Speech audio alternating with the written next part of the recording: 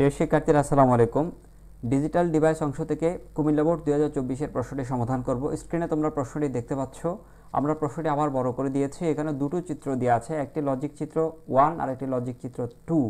এই 1-2 চিত্র থেকে প্রশ্ন দেওয়া হয়েছে গ এবং ঘ নম্বর প্রশ্নে। কতে প্রশ্ন লেখা ছিল ডিকোডার কি, খতে প্রশ্ন লেখা আছে বাইনারি যোগ এবং বুলিয়ান যোগ এক নয়, গতে লেখা আছে এফ এর সরলীকৃত মান নির্ণয় করা, অর্থাৎ এই প্রথম চিত্রের আউটপুট এফ এর সরলীকৃত মান নির্ণয় করতে হবে। এবং ঘ নম্বর প্রশ্ন লেখা আছে দ্বিতীয় চিত্রের আউটপুট এক্স কে শুধু মাত্র নর গেট দ্বারা প্রকাশ করতে হবে। আমরা চলে যাচ্ছি সমাধান পর্বে। ডিকোডার কি?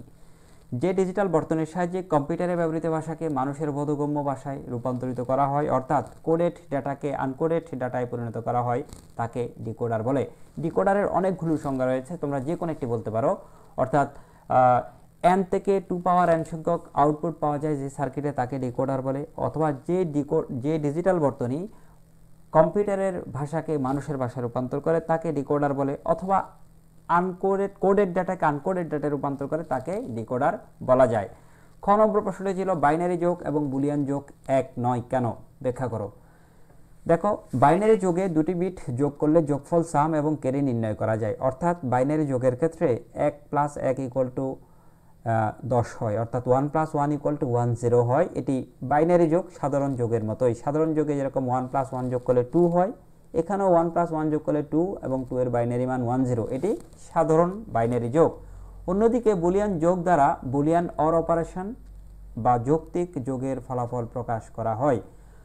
বুলিয়ান যোগ দ্বারা যৌক্তিক যোগ বোঝায়, এটি সাধারণ যোগ নয়। এক্ষেত্রে কমপক্ষে একটি ইনপুট বিট 1 হলে আউটপুট 1 হয়, এমনকি দুটি ইনপুট বিট 1 হলেও আউটপুট 1 হয়।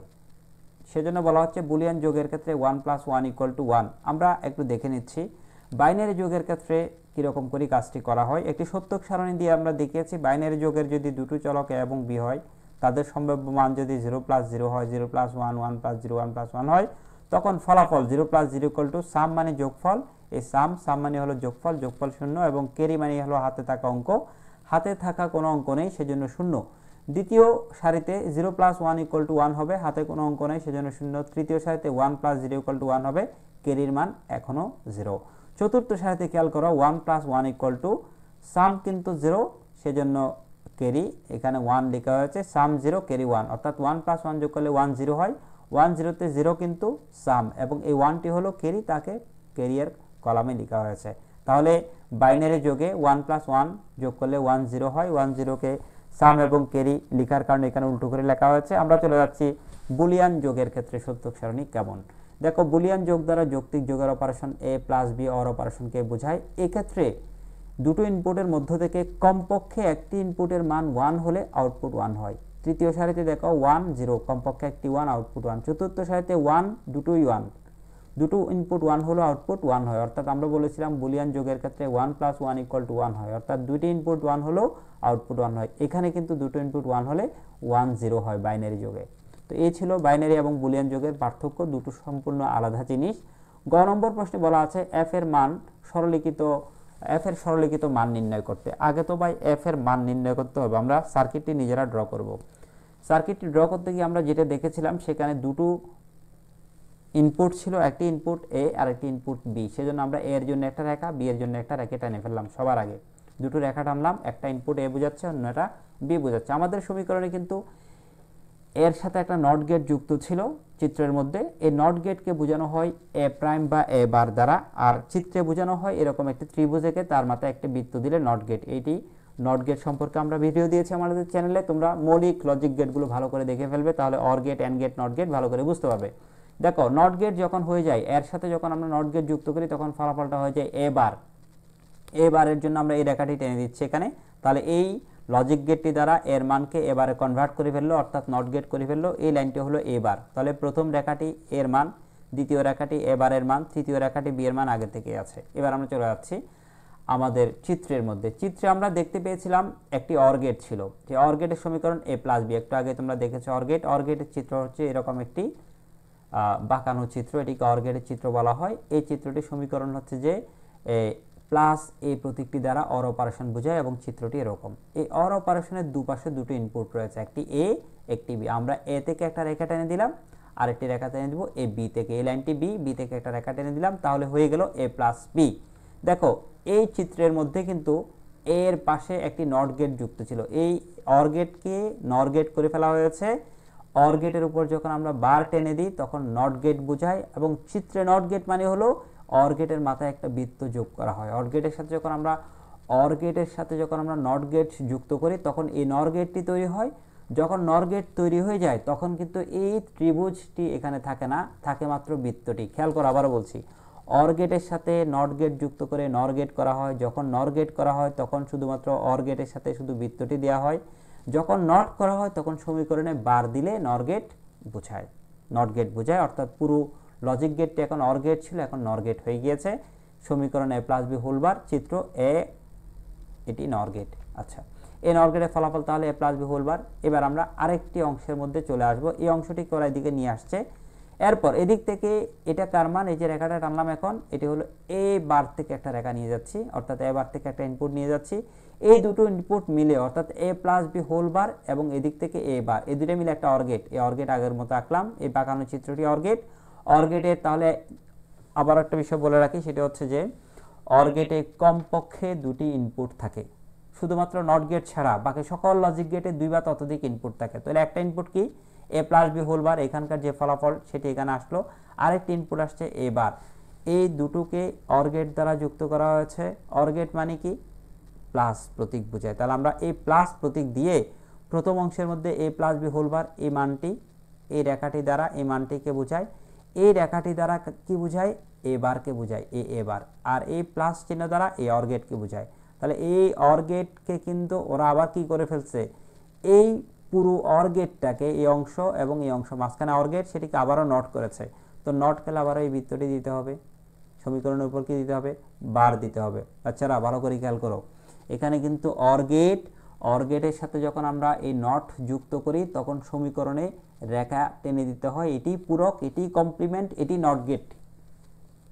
আচ্ছা, এই ছিল আমাদের এফ এর সমীকরণ আমরা পেয়ে গেলাম। তাহলে এই চিত্রটি পরীক্ষার উদ্দীপকে দেওয়া ছিল, আমরা এখান থেকে নিজেরা সমীকরণটি লিখেছি। এবার বলছি কি, এফ এর মানকে সরল করতে হবে, এটি একটু জটিল রয়ে গেছে, এটিকে সরল করব।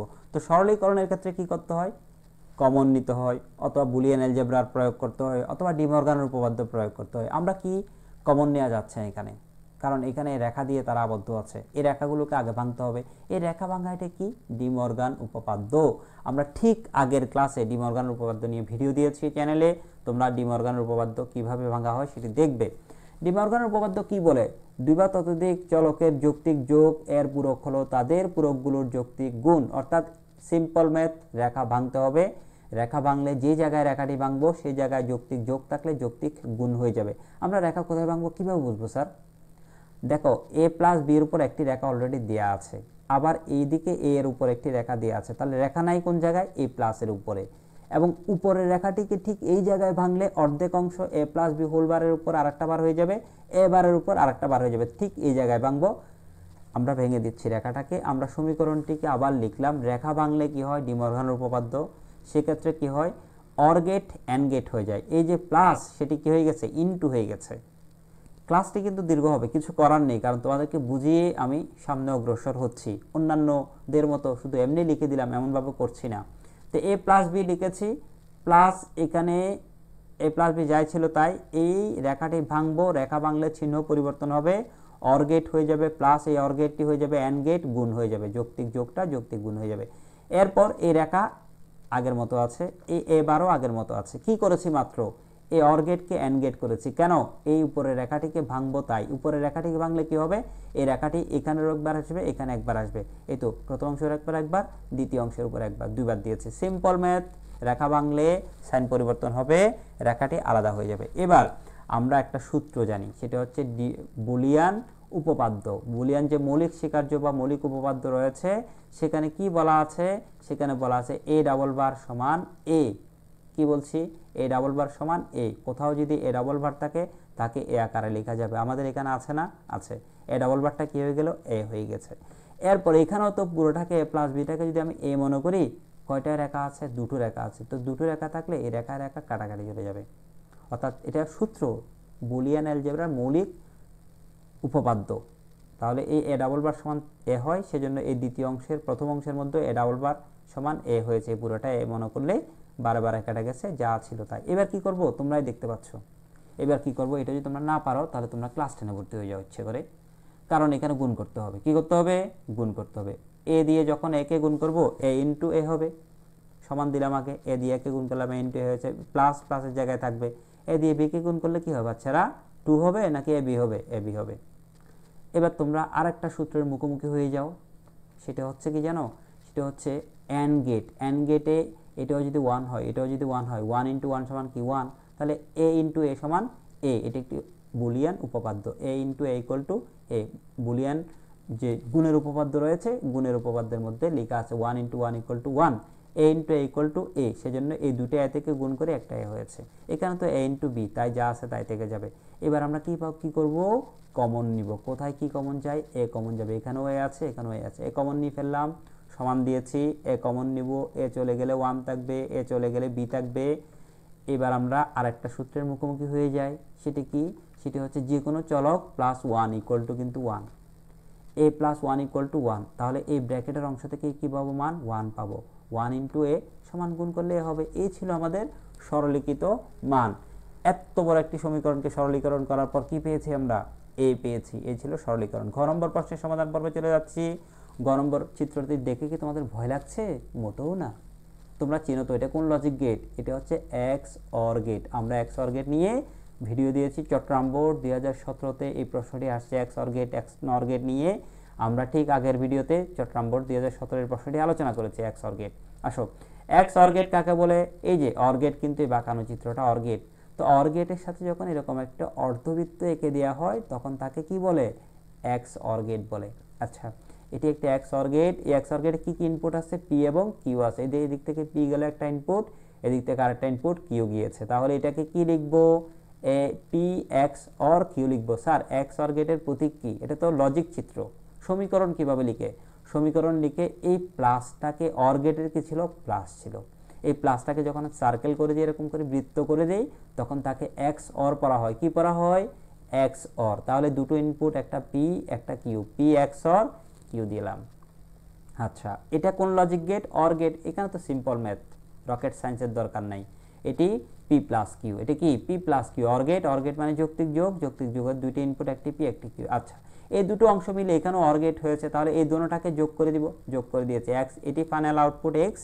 আমাদেরকে এক্স এর মানকে সরলীকরণ নর গেট দ্বারা প্রকাশ করতে বলেছে, সেটাই সেই প্রশ্নে পড়ে যাচ্ছে। আগে এক্স এর মানটা লিখি। এই প্রথম অংশ লিখলাম, প্লাস অর গেট বোঝানোর জন্য প্লাস দিয়েছি, দ্বিতীয় অংশ পি প্লাস কিউ লিখলাম। এটাকে আমরা সরলীকরণ করব, সমীকরণটাকে আবারও লিখে ফেললাম। আসো, এবার এখানে পি এক্স অর কিউ, এই কিন্তু ফর্মুলা শুরু হয়ে গেল। আমাদের এটি মনে রাখতে হবে, এক্স অর গেট ভালো করে পড়তে হবে, না হয় এই প্রশ্নের সমাধান করা যাবে না। তোমাদেরকে আবারও বলছি, তোমরা এক্স অর গেট পড়ে আসো, আমাদের চ্যানেলে গিয়ে এক্স অর গেটের ভিডিওটা দেখে আসো। এক্স অর গেটে কি আছে? P XOR Q, A XOR B, এর মান কি? A bar B plus A B bar. তাহলে এখানে P bar Q plus P Q bar, কারণ পি এক্স অর কিউ আছে। মানটা কি? P bar Q plus P Q bar. এটি সত্যক সারণী থেকে আসছে। আউটপুটগুলোকে বিবেচনা করে যে সমীকরণ পাই, সেই সমীকরণ থেকে পি এক্স অর কিউ সমান P bar Q plus P Q bar আমরা পেয়ে যাই। তোমরা এক্স অর গেটের ভিডিওটা দেখলে এটি কিন্তু সত্যি সত্যি পারবে। আচ্ছা, শেষের অংশটা আমরা যেভাবে আছে সেভাবে পি প্লাস কিউ ব্র্যাকেট উঠিয়ে লিখে দিলাম। এবার কি করব? একদম সিম্পল। দেখো কি করব, এই পি অংশের সাথে পি কে নিয়ে আসবো, এই কিউ অংশের সাথে কিউ কে নিয়ে আসবো, এই কিউ এখানে সিম্পল আছে, এর সাথে একে নিয়ে আসবো, এই পি এর সাথে এই পি কে নিয়ে আসবো। জাস্ট একটু অ্যারেঞ্জ করে লিখতেছি। তাহলে পি বার কিউ তাকে লিখলাম, তার সাথে এই কিউটাকে এখানে লিখলাম, পি কিউ বারকে লিখলাম, প্লাস দিয়ে পি কিউ বারকে লিখলাম, তার সাথে এই পি কে লিখলাম। এবার কি করব? টার্গেট কি? কমন নেওয়া। কমন কেন নিচ্ছি? ছোট করে ফেলবো, কারণ নর গেট আনতে হলে আগে অর আকারে প্রকাশ করতে হবে। এখানে কি অর গেট আছে? নাই। কেন নাই? গুণ আকারে আছে। গুণ আকারে তাহলে কোন গেট? N gate. আগে তো এন গেটকে সরাতে হবে। কমন নিয়ে ফেলি। কি করা যায়? কিউ কমন নেওয়া যাবে। কিউ যদি আমরা কমন নিয়ে ফেলি, এখান থেকে কিউ চলে গেল, পি বার থাকবে, আর এখান থেকে কিউ চলে গেল, 1 থাকবে। প্লাস প্লাসের জায়গা আছে, এখান থেকে কি কমন নিচ্ছি? পি কমন নিব। পি কমন নিলে কিউ বার থাকবে, আর পি চলে গেল, 1 আছে। আচ্ছা, এবার আমরা একটু আগে সূত্রটি জেনেছিলাম, সেটি কি? P bar plus 1 equal to 1, A bar plus 1 equal to 1, যে কোনো চলকের উপর বার ইকুয়াল টু 1 হয়। এ প্লাস 1 ইকুয়াল টু 1 এখান থেকে মূলত আসছে, অর্থাৎ এর মান যদি আমরা 1 বসাই, এখানে যদি 1 বসাই 1 হবে। অর্থাৎ এর মান যদি আমরা জিরো বসায়, বাদ থাকলে জিরো বসাবো, তাহলে 0 + 1 = 1 হয়, ওই যে যৌক্তিক যুগের সমীকরণ। তাহলে p বার + 1 = 1, ব্র্যাকেটের অংশ থেকে 1 হয়ে যাবে, ব্র্যাকেটের অংশ থেকে 1 হয়ে যাবে, তাহলে q + 1 q * 1 p * 1, simple math, গুণ করে দাও, q থাকবে শুধু, এখানে গুণ করলে শুধু p থাকবে, p + q সাজিয়ে লিখো, p + q। আচ্ছা, আমাদেরকে কি বলেছে, কাজ কি শেষ? মোটেও না, আমাদেরকে নর গেট দ্বারা প্রকাশ করতে বলছে। নর গেট কাকে বলে? অর গেটের সাথে নট যুক্ত করলে তাকে নর গেট বলে। তো অর গেটের সাথে নট যুক্ত করা মানে কি? অর গেটের উপর বার দিলে নর গেট হয়ে যায়। নট গেট মানে উপরে রেখা দিয়ে, একটু আগে তো দেখেছিলাম। ইচ্ছে করলে কি বার দিয়ে ফেলতে পারবো? না না, একটা ব্যাপার আছে এখানে। সমীকরণটা লিখলাম x = p + q, যা উপাশে পেয়েছি, এই যে p + q, কার মান? x এর মান, সেটা এই পাশে আবার লিখলাম। লিখার পরে কি করব? এইবার দেখো, বার এখানে তো বার দিলেই নর গেট হবে, তো একটা বার তো দেওয়ার কোনোদিনও সিস্টেম নাই। সিস্টেমটা কি? সূত্র ভুলে গিয়েছো? প্রথম স্লাইডে বলেছিলাম a ডাবল বার সমান কি? a। তাহলে যেখানে a ডাবল বার থাকবে সেখানে a লিখবো, যেখানে a আছে তাকে আমাদের প্রয়োজনে a ডাবল বার লিখবো। আমাদের বার দরকার, বার মানে কি? নট গেট দরকার। নট, এই অর গেটের সাথে নট গেট যুক্ত করলে কোন গেট হবে? নর গেট হবে। আমাদেরকে কি বলেছে? নর গেট দ্বারা বাস্তবায়ন করতে বলেছে, নর গেট। তো নর গেট মানে কি? অর গেটের উপর রেখা, রেখা তো একটা দেওয়ার সিস্টেম নেই স্যার, দিলে কয়টা দিতে হবে? একসাথে দুইটা দিতে হবে। তাহলে এখানের উপর একটা রেখা দিলাম আর একটা রেখা দিলাম, এই চিত্র আঁকবো। আসো, চিত্র প্রথমে তো অর গেট আঁকতে হবে বাবা, তারপরে তো আমরা নর গেট আঁকবো। অর গেটের জন্য দুইটা ইনপুট, একটা p একটা q নিলাম, নিয়ে p + q অর গেট, এই অর গেট আঁকলাম। এই বাঁকানো চিত্রটা কি? Or gate. ভুলে গেছো? আজকেই বলেছি। আচ্ছা, তোমরা ভুলে যাও মাঝে মধ্যে, কিছু করার নেই, আমি মাঝে মাঝে ভুলে যাই। p এবং q কে লিখলাম, অর গেট হয়ে গেল। স্যার অর গেট আঁকলে হবে না, অর গেটের উপরে রেখা আছে, রেখা মানে কি? Not get. নট গেট হলে কি হবে? এখানে একটা নটের প্রতীক দিতে হবে, নট গেট হয়ে গেল। নট গেট কি একবার আছে নাকি দুবার? দুইবার আছে। তাহলে একটা নর গেটকে আবার কিভাবে নর গেট করে? এই নর গেটের ফলাফল যেটা p + q হোল বার, এই যে p q or gate, not গেটের কারণে উপরে রেখা আসছে, নর গেট হয়ে গেল। তো এখানে তো রেখা দুবার আছে, এটাকে আবারও নর করব, এটাকে আবারও নর করলে এই আউটপুটটাকে নিয়ে যাব এখানে। অর গেট একটা আঁকলাম, এটাকে এখান থেকে আউটপুটটা এদিকে নিলাম, এই আউটপুটটাকে, এই জিনিসটাকে কিন্তু আবার আঁকবো, তাই এই ইনপুটটা আবারও এখানে যাচ্ছে, গিয়ে এই পি কিউ যা আছে তা আসছে, তাকে আবার কি করব? নট করব এখানে। এখানে যখন নট করেছি, এখানে বারবারও দিতে হবে। এই তো কাজ শেষ। আমরা নর গেট দ্বারা প্রকাশ করেছি x এর মানকে। এই ছিল আমাদের প্রশ্নের সমাধান। সবাইকে অসংখ্য ধন্যবাদ জানাচ্ছি।